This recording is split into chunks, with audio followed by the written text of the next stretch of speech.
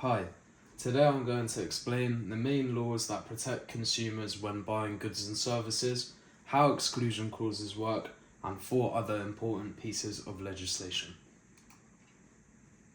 Consumer rights for faulty goods. When you buy something, the Consumer Rights Act says it must work properly, be suitable for the job it was meant for, and match a description. If it doesn't, the customer has strong rights like a refund within 30 days or a repair or replacement after that. Consumer rights for poor services. Services also have to be carried out properly. This means the business must use reasonable care and skill. If a service is done badly, the customer can ask them to do it again for free or get some money knocked off of the price. Here are 4 real-life examples of how the law works. If a laptop keeps crashing, it is not at a satisfactory quality, which means you get a refund or a repair. If a coat is advertised as 100% wool, but it isn't, that would be a breach of description, which means you could return it. If a mechanic repairs brakes, but they still fail, means they didn't take reasonable care, they must fix it again. If a luxury suite hotel room is dirty and missing facilities, means it is not as described, you get a refund or an upgrade. These examples show consumers are well protected in everyday situations. So what are exclusion clauses? Exclusion clauses are terms that try to limit a business's responsibility, which means they restrict a business's liability for certain things if something goes wrong. They can only be used if they are clear, fair, and reasonable. The law stops businesses from using unfair clauses. For example, they can't avoid responsibility for faulty goods or personal injury caused by negligence. For the clause to be accepted, it must be clearly written, inform the other person/party before the contract is agreed on, and the contract must be legal and fair. Using exclusion clauses. Exclusion clauses appear in places like parking signs, gym contracts, hotel terms, or online booking pages. But for the exclusion clause to be valid, the customer must see them before they agree to the contract.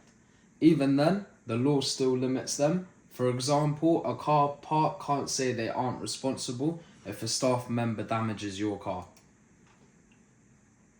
Incorporation with exclusion clauses. In order for an exclusion clause to be legally valid, it has to be properly incorporated into a contract, and there are 3 main ways in which this is put into place.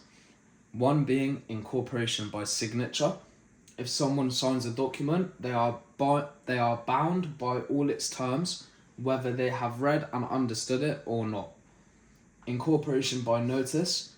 Even if a contract isn't signed, an exclusion clause can still be used if one party took reasonable steps to inform the other person before or when the contract was made. Incorporation by course of dealing. If 2 parties have dealt regularly and have always used the same exclusion clause, a court may say that this clause still applies, even if it wasn't mentioned in the most recent deal or contract. Key consumer protection laws. There are also 4 other important laws protecting consumers. The CPRs stop businesses lying or pressuring customers. The Misrepresentation Act protects customers from false statements. The Food Safety Act ensures food is safe and correctly described, which is important in hospitality.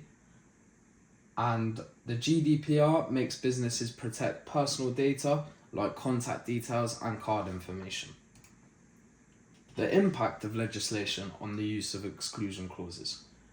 The CPRs, businesses cannot use exclusion clauses if they lie to or pressure customers. Misrepresentation Act says companies cannot avoid responsibility for false or misleading information. The Food Safety Act says food businesses cannot use exclusion clauses to avoid blame for unsafe food. The GDPR says businesses cannot avoid responsibility if they fail to protect customer data. The overall impact is that these laws place boundaries on how businesses use exclusion clauses. They also protect customers, but make businesses more responsible. For consumers, exclusion clauses are difficult because consumers usually cannot negotiate terms and they may not understand them, which can unfairly limit their rights. For businesses, they use exclusion clauses to limit risk, but strict laws make them uncertain and more expensive to put into place. Overall, exclusion clauses aim to protect businesses, but they can disadvantage consumers, so the law limits their use.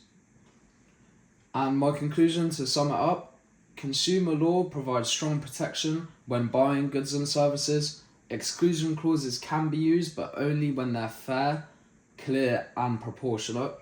And additional laws make sure businesses act honestly, safely and protect customer data. Thank you.